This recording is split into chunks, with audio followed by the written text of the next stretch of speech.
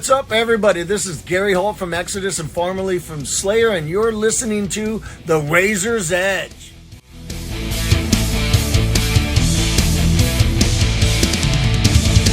It's Kat from The Razor's Edge, and I'm here with Jake and Daisy, who played a brilliant set earlier on the Sophie stage. How are you guys? We're awesome.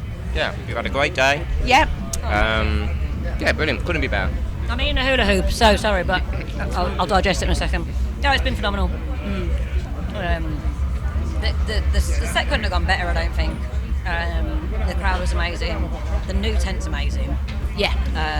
It's much bigger, I think, and I think people were getting disappointed because they couldn't get in previous years, and I think that extra volume's been really good for artists. Yeah.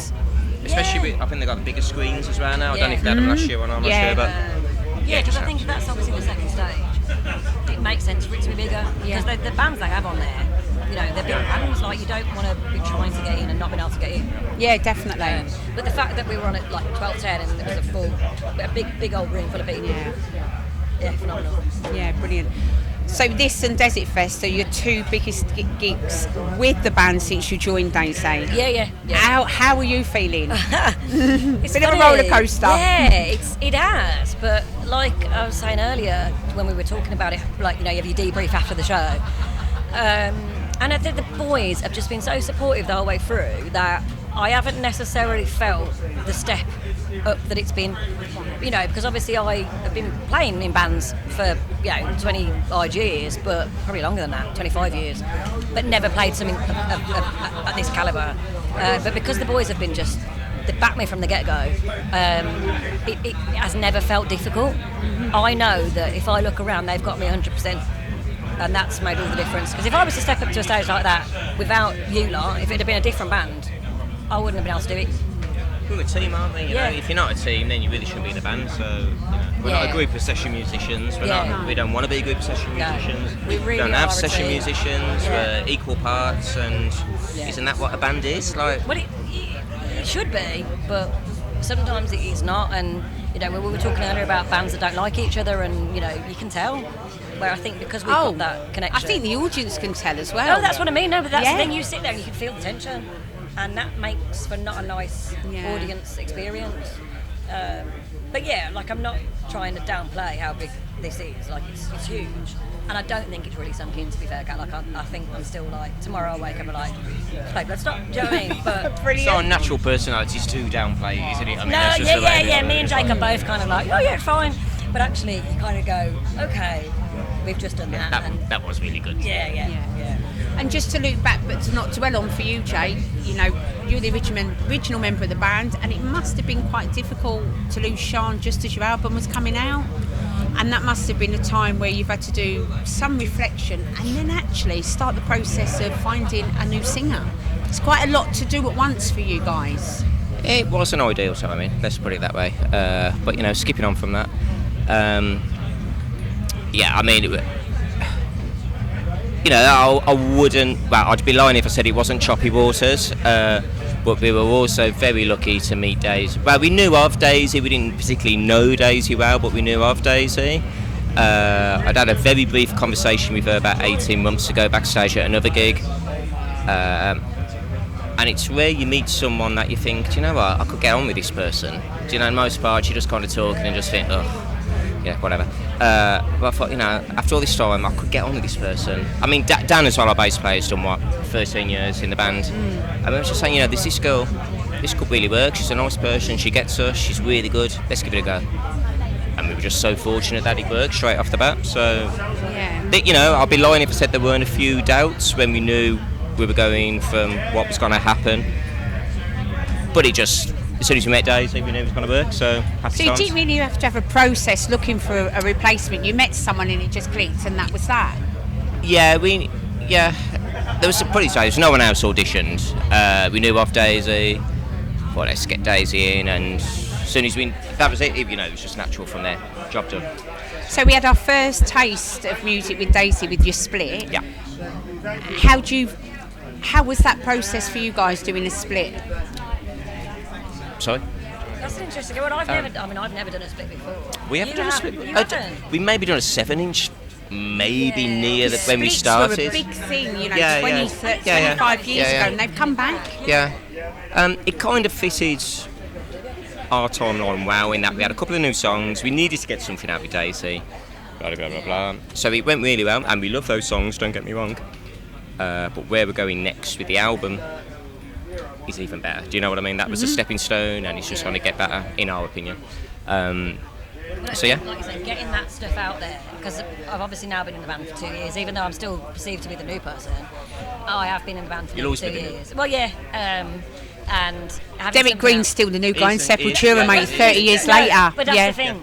If you're not the original, and, I think the previous singer had that when she replaced the singer before, you're always going to have that. And you'll have that when you do your solo project. Whoa. If I do a solo project... Did you let the cat out the bag there, Joe? I'm going with her. We'll go together. If I did, it would be like acoustic folk and it'd be separate. No drums. No, there'd be no drums, babe. Sorry. Oh, babe. I'll make the Yorkshire tea You before. can have some drums. No, but you're always going to get it on you. If you're not the original, then people will make questions. But I think one thing that was really good is that I'm so different to the previous singer that you're not going to sort of You can't get really confused. compare. Yeah, you're not going to get confused and be like, oh, who is this now? So... Who wants to be the same? Well, you wouldn't want to, but that's it, like we said though, if you'd got someone who sounded the same and looked the same, that's always going to be a tribute act. And we very much went down the line of, obviously we had to tour the album, and so I was obviously singing those songs, but we kind of, the boys were so supportive, like just put your own stamp on it, do it your way. And yeah, like if you did try to play like for like, it's never going to work. It's interesting what you said about Sepultura. I mean, I remember, because I'm old. Same. And, when Max left and the whole car crash that was. And I went to the Against tour when Derek was there. And, the amount of shit that they went through. And they lose the management, they lose the record label, blah, blah, blah, blah, blah. And that guy's done, 30 years of having crap talks about him, and they've still done great music. They're still sold out everywhere, so who cares? You know what I mean? Yeah, and we had a really lovely conversation about the fact that he's a black man in metal as well. And he had that additional on top of that. Yeah. Even more so than that, Yeah. Oh, it's so rare. I mean, Oh, it's massively. Like Preacher, the gay man, and being so openly gay, but that's another thing about the metal scene, people don't mind, they don't care. They just like you because you're good. Yeah. And you're part of the scene, you're part of the family. And you don't have to like everything. It's okay not to like something, but you have to moan about it. Do you know what I mean? Just We've talked about that a lot this weekend, and the advent of the internet and this disposable and everything yesterday, and everybody, we've lost the art of thinking that's not for me. I just move on. But exactly that. Can't you just move on? Or being constructive and not just saying that's shit, and actually respecting it may not be your wheelhouse, but they're good musicians and they're appealing to somebody. But we've got very different tastes with some bands and stuff. We don't spend fucking hours moaning about, you don't shit. It's just okay, that's not for me, but okay, what did they do? You can just have a nice conversation. Well, that's the thing, my background is not metal really, so I'll come to some of these things and be like, that's not for me, but I can absolutely respect how good they are. Yeah. And I just cannot fathom that you would ever call someone out as not being good when, well, first of all, you're sat there on your laptop home, but you couldn't even pick up a guitar. Yeah. And it's usually those people. I don't mind if it's someone that's really good saying to me, okay, you could do this different, but you're just a keyboard warrior saying this is shit and you haven't got a clue. Oh, definitely, absolutely, and we need to get away from that. I think we are a little bit. I think it's changing a little bit, and hopefully it will start to just evolve more where people are just not giving those opinions. But hey ho, we'll see. Let's hope so. I do think there'll be a kickback against all of the social media. Just everyone being on their phones constantly. There's nothing worse at a gig, I've got to be honest. As a punter, I can't bear it. No. That's what I do like. At first I was like, well, how's that going to work when you ban phones? Yeah. Well, Tool do it, and obviously a lot of them do it, and it's so much better. But the fact that you've had to already bring that in as a thing. We saw the Misfits in America in 2018, Favourites. and they were the first to bring it in. So it's Dance It Back. Yes, Yeah. it's when they did the original tour with Riot Fest, as well. And you put your phones away, and actually, it was just party time. Yeah. Everyone was just loving it. No one was worried about having a selfie with their Imagine having mate. your phone out to Misfits. You know what I mean? Like, I know. It's just bizarre. I don't want to lose my phone. Like, you know, No, that's seriously. what I mean. Yeah, everyone was just having a party, and it was really lovely to see, really nice. And I do think it's the future for a lot of things. Yeah. I do think people are starting to get irritated with not being able to watch band because it's, let's be honest, it's very expensive now. Yeah. It's really expensive. Yeah. I don't want to watch it through somebody's phone. No. Especially someone who's not particularly tall as well. And these Yeah. things are being covered so well by Exactly people like yourselves. Like, if you're not lucky enough or you can't afford to be there, you know, there's a lot of good footage that's been officially filmed. You don't need to watch it through some shitty No. Absolutely. whatever. I think it's wild. But I hope you're right, Kat, that it'll be ending soon where it's got to reach a peak, hasn't it? And then it'll stop. Yeah.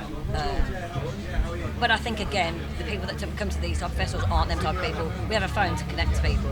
Yeah. We have a phone because we want to text you or whatever. We don't have a phone because we want to be recording. Can't get no signal here anyway, so happy days. Well, yeah. Exactly, yeah, I exactly. love that. Yeah, it though. is, Like, yeah. I can't use it, sorry. How are you guys finding it booking gigs? Because obviously we're in a similar area. We've got a lot of grassroots venues. We've got KK's up in Wolverhampton. You've got the Flapper down by you guys, Castle and Falcon. How is booking gigs now? Because that landscape has changed again in the last 5 years quite a lot. We don't play local, really, do we? Very often. Yeah, we don't tend to. I don't know. Things come in peaks and troughs, you know. Sometimes you can wonder what's going on here, and then you'll get like 3 or 4 massive gigs, and I don't know.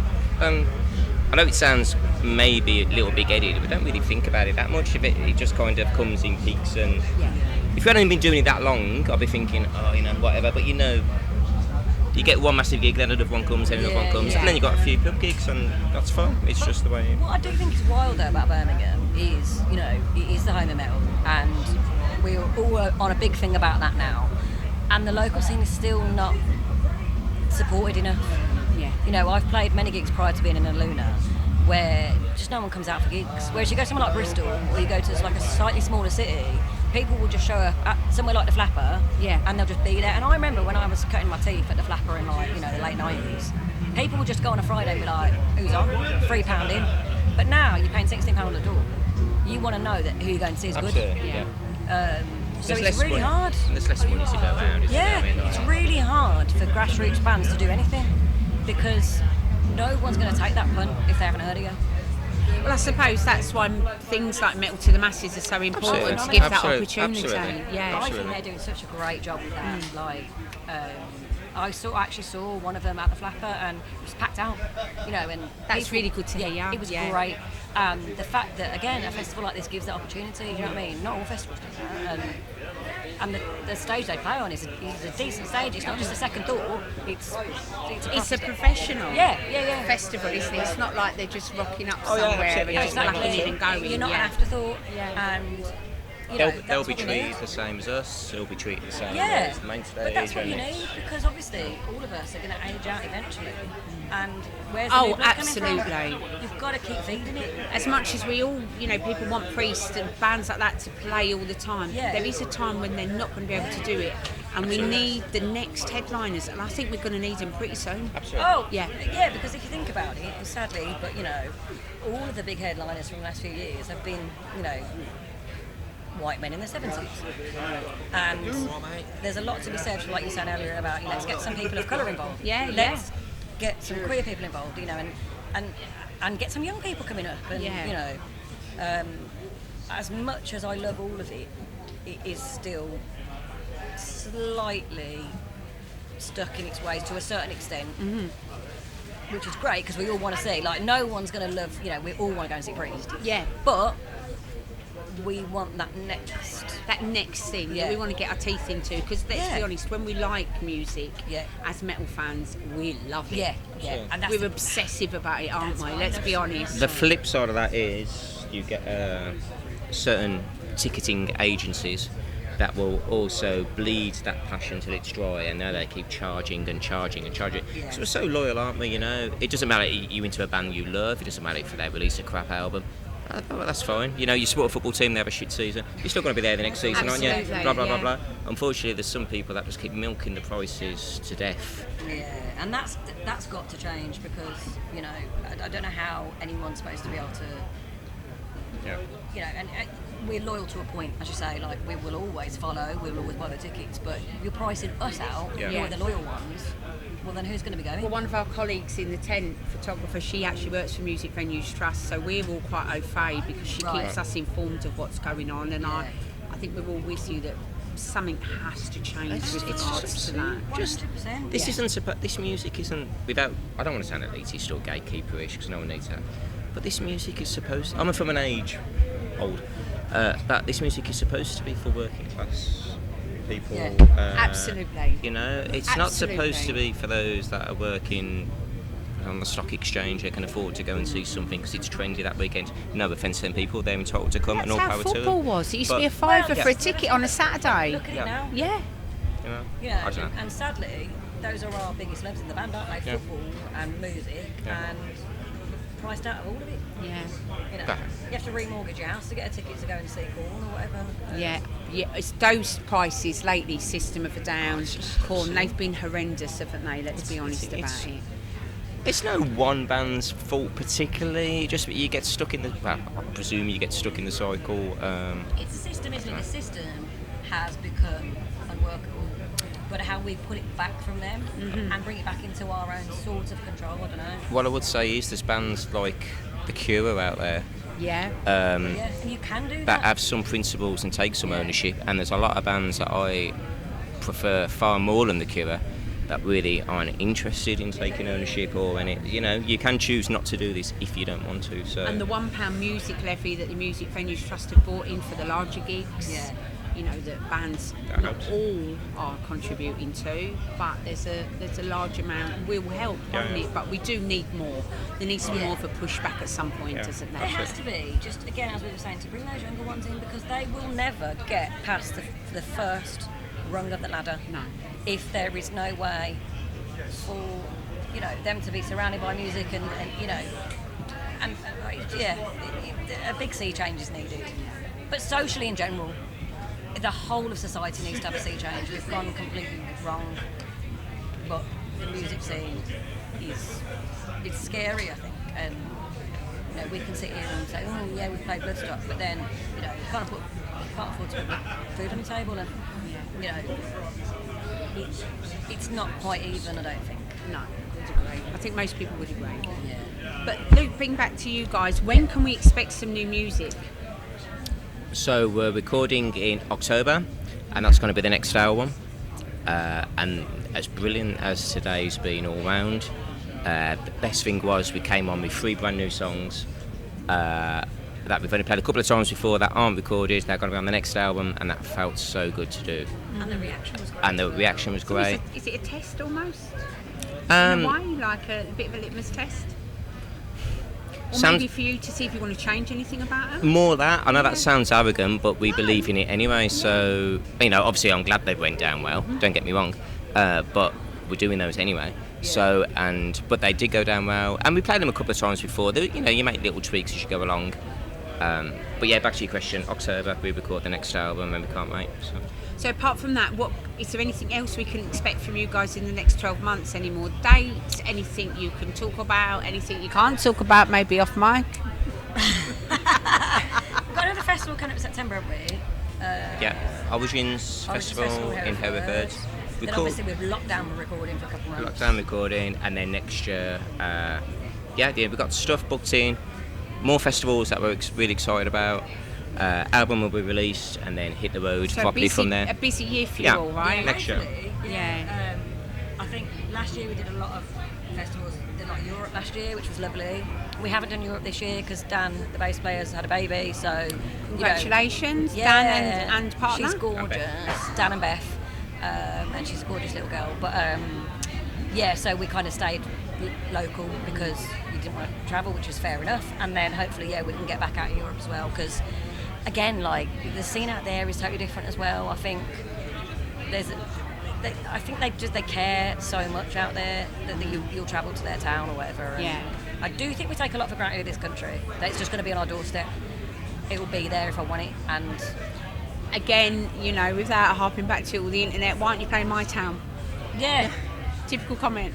Because why are you playing My Town? because they've spent years doing your town, and now you it's didn't your come. turn to You go never to go. them. Yeah. And you didn't go. Yeah. Well, I get so often all of people that I know, that vaguely know, but like when you came Birmingham, like, well, we're not. But if you want to see us, you could travel. But yeah, people. It's like there's a laziness and a kind of self-righteousness. You know, you must come to me. Because you know, but why? We would travel the length and breadth of the country to go and see someone back in the day. Oh, absolutely. Yeah. Well, to be fair, it was cheaper to go the length Well, of the but this is everything. It kind of all leads in together, doesn't it it? all But stacked on, and you know, before you left your house, it's however much on it. But we'll look forward to the new album. Cheers. It'd be brilliant, and it's lovely to talk to you both. And And you, thank Kat. you so much for your Thank you for time. having us. Thank you. Kat. Cheers.